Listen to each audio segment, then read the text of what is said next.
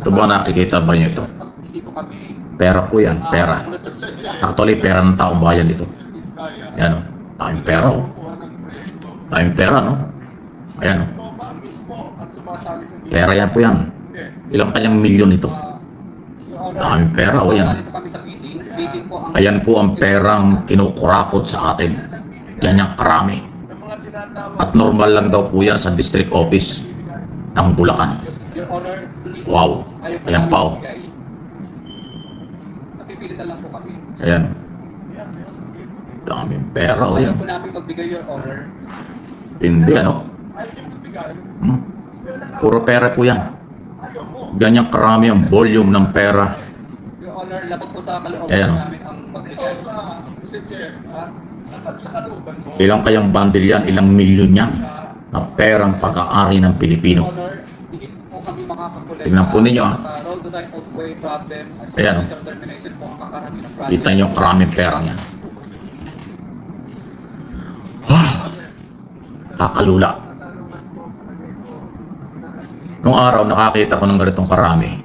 Pero sa isang ano yata yan?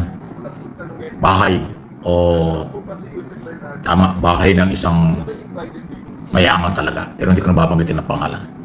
Ito ngayon.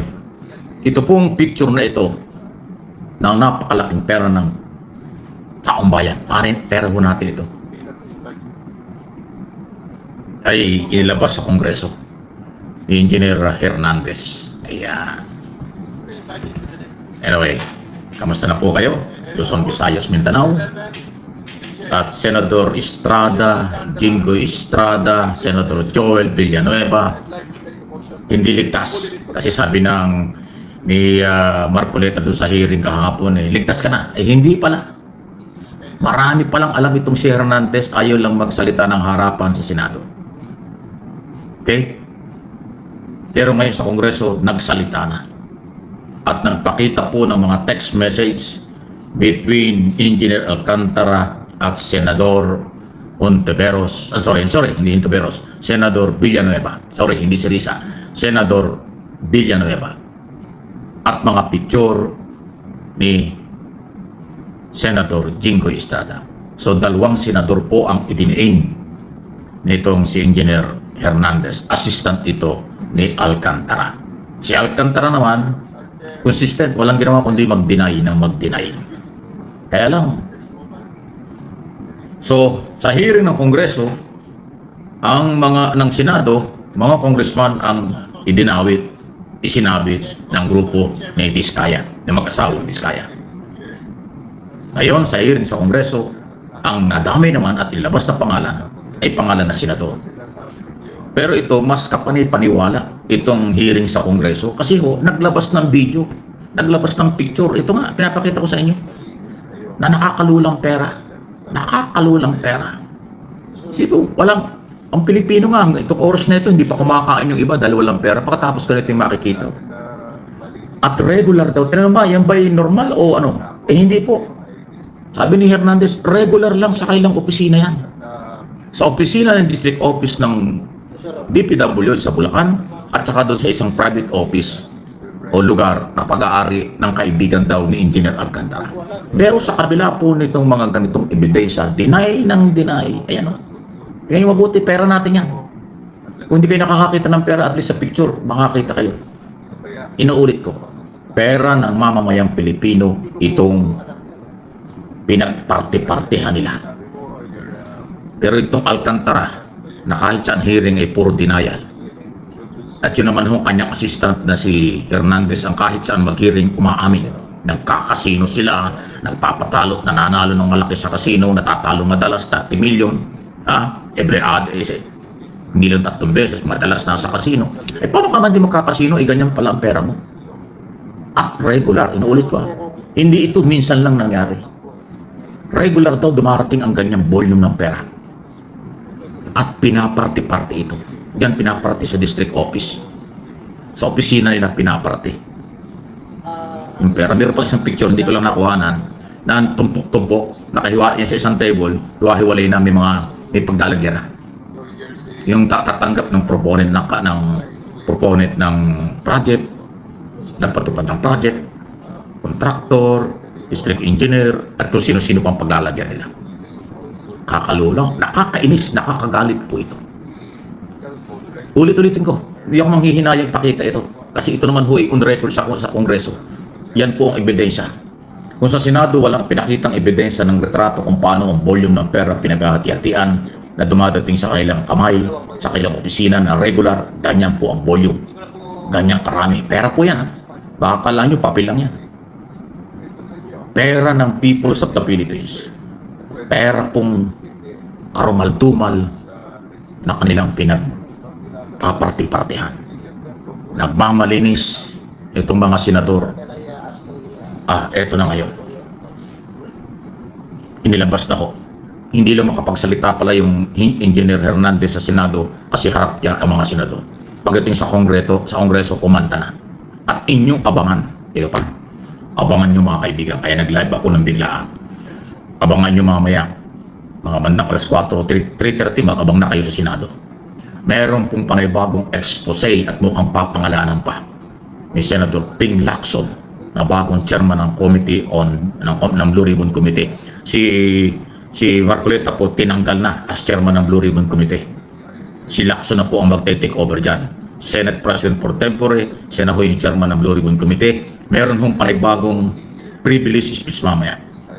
At sabi ho ni Senate President Tito Soto, mas matindi ito kaysa unang speech. Nung una, in-identify niya yung mga project kung saan mayroong ghost project at kung ano ng mga lugar. Mamaya po, may pangalan daw pong lalabas. Mas matindi raw po yung gagawing expose ni Senate President pro tempore, chairman ng Blue Ribbon Committee sa kanyang speech mamaya. Magugulantang tayo. Ayaw kong paunahan, abangan ninyo kasi maglalabas daw po ng mga pangalan si Senator Ping Lacson. Ayan ho ang itinuturing natin pagbabago sa Senado under leadership ni Soto. Itong Soto-Lacson tandem, matindi po ito. Matindi po ito. Veterano, matapang, at gusto nila ng pagbabago. Dahil nasira, bumagsak ang imahe ng ating Senado, kaya nila pinalitan. Forthwith, kaagad-agad pinalitan na si Escudero. Walang nagawa si Escudero. Walang nagawa ang Duterte supporter Senado. Walang nagawa yung kanyang mga kasapwa Senado. Nagbaliktaran dahil sira-sira na ang imahe ng ating Senado. Gusto nilang isalba. Kaya po nagkaroon ng forthwith, kaagad-agad kahapon nagpalitan. At ngayong araw na ito, merong panibagong pasabog na balita, si Ping Lacson. Kung sa Kongreso, inilabas ang ganyang mga picture na nakakalulang pera at mga pangalan, binanggit si Jinggoy. Si Jinggoy daw po, Estrada. Sabi ni Hernandez, nagbagsak ng 300 milyon piso halaga ng project sa Bulacan ngayong taong ito, 2025. Ito si Estrada, may nakapending pa itong kasong korupsyon sa Sandigang Bayan, di ba? Hindi pa tapos. Ito na, meron na naman. Kahapon, sa Senado, kita mo yung galong ng mga senador, lahat nagmamalinis. Ibang hearing ng Kongreso. Magagaling magtanong ang mga congressman at hindi ho sila nalulus. Wala sila. Kasi ang sabi ng Kongreso, mga congressman, tukuyin nyo kahit congressman o kahit senador. Hindi katulad sa Senado, nakakaduda parang scripted. Parang scripted yung expose ng mga pangalang galing sa Diskaya. Alam niyo kung bakit? Kasi lumalabas. Bago nag-hearing si Marcoleta, marami daw pagkikita. Meron daw mga meeting na ginawa. Itong pamilyang Diskaya, parang tinuruan. Parang itinuro kung sino ang dapat i-expose lang. Naloko na. Nasisira talaga ang Senado.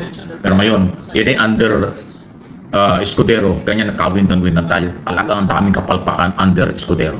Nakakahiya. Nasira ang imahe ng napakataas na institusyon ng Pilipinas, ang Senado. Under Escudero, sa aking pong personal na opinion. Nagkawintang-wintang ang Senado. Puro kapalpakan under Escudero. Dahil siya mismo ay tumatanggap ng donasyon mula sa kontraktor, ay bawal na bawal yan. Pwede kang ma-disqualify yan. Akala kasi ni Escudero hindi po siya mapapalitan bilang Senate President. Kinudeta nila noon si Mig Zubiri. Yung nagkudeta noon, nakudeta ngayon. 'Di ba? At napakasakit po ng pagkakakudeta dito kay Chis Escudero dahil yung mga bumoto sa kanya noon para siya ay maging Senate President, bumoto para siya ay tanggalin at mapalitan ni Tito Sen na Senate President, di ba? At ibig sabihin lang niyan, meron pa rin pong mga senador na nasa tamang wisyo, nasa tamang pag-iisip at hindi nila masisikmura na magamit ng mga Duterte ang Senado bilang kanilang ano ba tawag dito? Parang kanilang parang attack arm. Para kanilang maging makinarya para sirain ang pamumuno ni PBBM at mapalitan ng presidente si PBBM sa katauhan syempre ng ating vice-presidenteng si Sara Lustay. Yung pagprotekta ni Chis Escudero, ang tingin ko sa isa sa mga nakasama dito po sa sa pagpapalit ng liderato sa Senado. At yung Senate hearing ng Blue Ribbon Committee patungkol po sa flood control project, hindi po talaga masasabi na na magiging malinis, patas, unbiased, at walang halong politika. Hanggat pinapamunuan yon ni Marcoleta ang Senate Blue Ribbon Committee, hindi po magiging patas. Talagang puro pabor lang po sa mga Duterte. Nakita natin na etong si Marcoleta binabakura ng mga Duterte kapag nabanggit ni Tito Sen ang salitang Duterte 2016 onwards. Talaga naman pong parang sinisilian ng puwet ni Marcoleta at pinapatigil sa pagsasalita si Tito Sen. 'Di ba? Kitang-kita natin kung paano nila manipulahin ang Senate inquiry na 'yan. Kaya po 'yan ang tingin ko sa isa sa mga naging dahilan din ng pagkakasibak ni Chis Escudero dahil kinukonsinti niya ang mga Duterte Senatogs, Senadogs, na protektahan lamang ang isang pamilya at hindi po pinoprotektahan ang interes ng taong bayan. Kaya tama lamang 'yan, sipain si Chis Escudero. Nakita natin paano imbestigahan ni Marcoleta etong si Chis Escudero. Paano imbestigahan ni Marcoleta itong katabi niya palagi sa Senate Blue Ribbon Committee na si Jinggoy na sinasabing nakatanggap ng 30%. Tapos yung 355 million ba? Kung di ako nagkakamali, basta 100 milyon ang sinasabing porsyento na matatanggap ni Jinggoy Estrada. Hindi natin pwedeng sabihin na inosente si Jinggoy dahil siya nga po ay convicted sa kasong bribery. Hindi pa rin po tapos yan. Na-convict siya dyan, nasangkot siya sa PDAP scam. Diba? Kaya kung si Jinggoy ay masangkot sa ganyang katiwalian at may issue na ganyan, parang ang hirap paniwalaan na siya inosente dahil nagawa niya na. Nakita na natin. May muwang na tayo nung mahuli si Jinggoy. Huliin si Jinggoy sa kanyang mga kaso. 'Di ba? Kaya tama 'yan, Sir Mike, pera ng taong bayan 'yan. 'Di ba? Paano imbestigahan ni Marcoleta etong si Joel Villanueva na nakikipag-areglo ng usapang lagay. 'Di ba? Pinakita ni Bryce Hernandez saka ni JP Mendoza, mga engineer, mga tauhan ni Alcantara. Kitang-kita natin na andyan yung mga chat. At hindi po pwedeng hindi yan totoo. Diba? Hindi nila maitatanggi na yan. Gagawa na lang nila ng lusot. Pero alam nila sa sarili nila yan. Talagang meron. May katotohanan yan. Diba? Dun sa pagmumukha pa lang nitong si Henry Alcantara alam na natin ang kanyang kanyang style. Alam na natin, kita na natin ang kanyang karakas. Kaya tama lang yun na si Chis Escudero sinibak, si Marcoleta sinibak sa Blue Ribbon Committee. Etong mga senador na sangkot sa flood control program, mga tumatanggap ng kickbacks, nanghihingi ng komisyon, dapat dyan talaga imbestigahan at sibakin na rin. Baka napatunayan ng COMELEC. Tapos ito, kaya kinukumpara ko, mas magaling ang Kongreso magtanong, mag-hearing kasi walang pinipili. Sina-challenge pa yung mga testigo, pangalanan nyo, tukuyin nyo.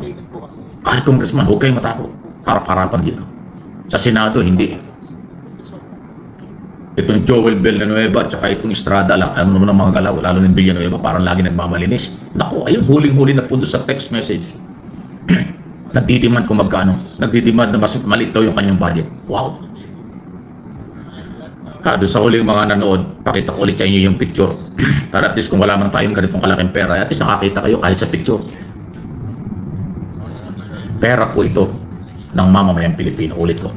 Yan ang ebidensya nitong si Engineer Hernandez laban kay kanyang boss na si Alcantara, Engineer Alcantara, at mga proponent daw po ng project, flood control project.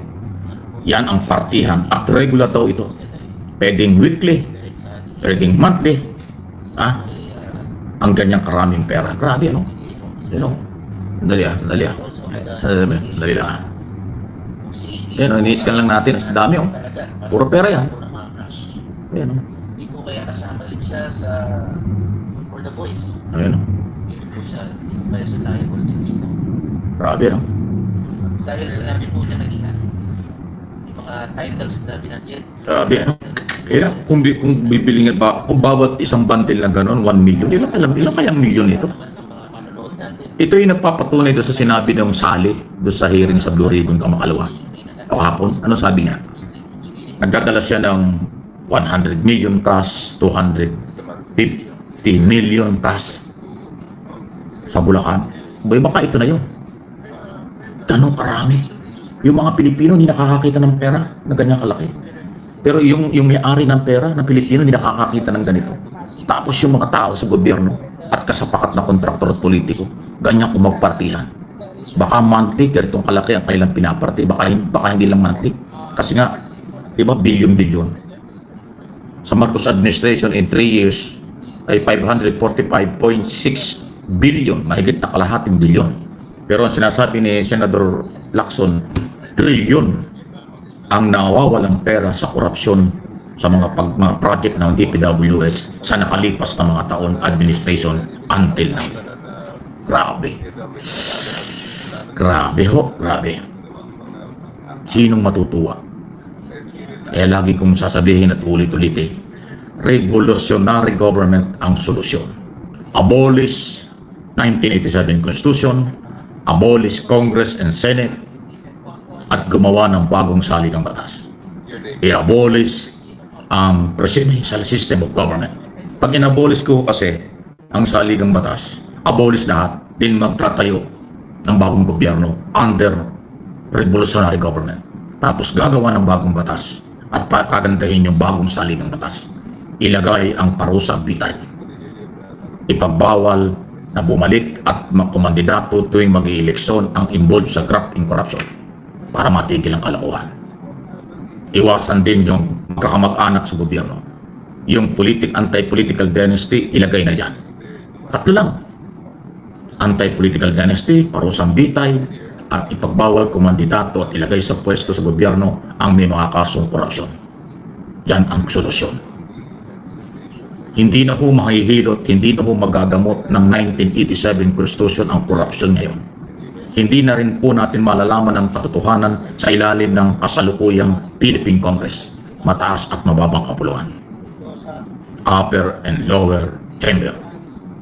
Hindi na. Pasintabi na yan po yung aking personal na opinion, paniniwala. Babagsak ang Pilipinas sa kamay ng mga corrupt government official noon at ngayon pag hindi binago ang saligang batas. Napapanahon na ang mga mamamayan ay manindigan, ang mamamayan ay magsalita, ang mamamayan ay talagang hindi ho pumayag sa ganitong sitwasyon. Sobra-sobra po ang nakawan sa kabila ng naghihirap ang bansa. Trilyon ang utang natin ninanakaw. 17 trillion ang utang natin ngayon. Dadami pa yung trilyon na utang natin yan pag hindi natigil ang ganitong kalokohan.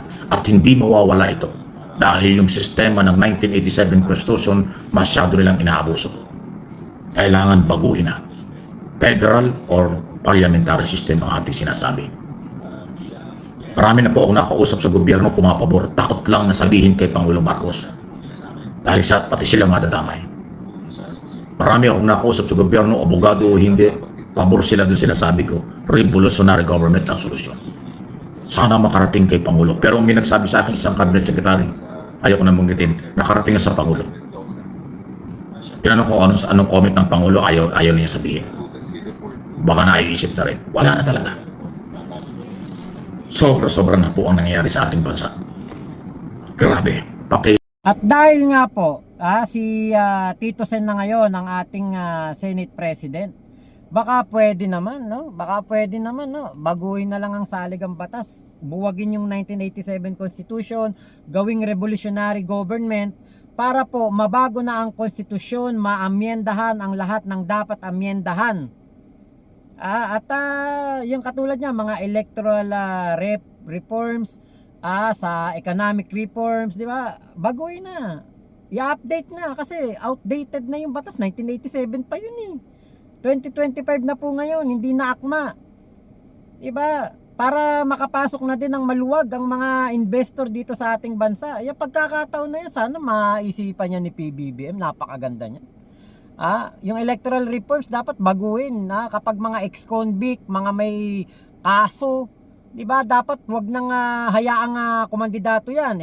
Tayo nga, pag mag-apply tayo, ako nag-a-apply noon, janitor lang sa SM North. Kailangan police clearance, NBI clearance, barangay clearance. Napakaraming clearance pa na kailangan. Janitor lang ang ina-applyan ko. Tapos ito mga senador, ex-convict, convicted, nakakakandidato. Sangkot sa katiwalian. Diba, basta merong katiwalian na ginawa, barred na para hindi na makapasok sa politika, hindi na makapasok sa gobyerno, i-barred na, i-ban na sa pagkandidato. Yan ang maganda. Diba? Political dynasty, tigilan na rin. Kahit na may matamaan, may matapakan, may masagasaan, walang problema. Tanggalin na lahat yan. Baguhin na. Mga investor na from other countries, mga foreign investor, luwagan ang kanilang paglagay ng kanilang mga negosyo dito. At, di ba, putulin ang korupsyon. Kasi kaya nahihirapan ng mga foreign investor, kailangan ng lagay sa mga politiko, kailangan ng lagay sa mga taga-ahensya ng gobyerno para matuloy ang kanilang pagtatayo ng negosyo dito. Tradisyon na yun eh. Tanggalin na yan, yung mga under the table na yan. At lahat gawin ng online. Yan ang maganda. Walang korupsyon pag ginawa lahat yan online. Diba, revolutionary government ang dito, ang sagot dito. Kasi para matigil po ang korupsyon eh. Kasi malala na po, cancer na. Kumbaga hopeless case na ito. Malabo nang gumaling. Magagamot ni PBBM pero matatagalan. Masusolusyonan ni PBBM, mapapahinto ang korupsyon pero dadaan po sa butas ng karayom. Bakit? Yung mga kurakot nandoon eh. Nasa Kongreso, nasa Senado eh. Diba? Kaya kailangan talaga putulin, pahintuin na yan. Yang mga na yan, mga katarantaduan na yan ng nasa gobyerno. Linisin ni PBBM talaga ng matindi. At ang sagot, revolutionary government. Suportado natin yan.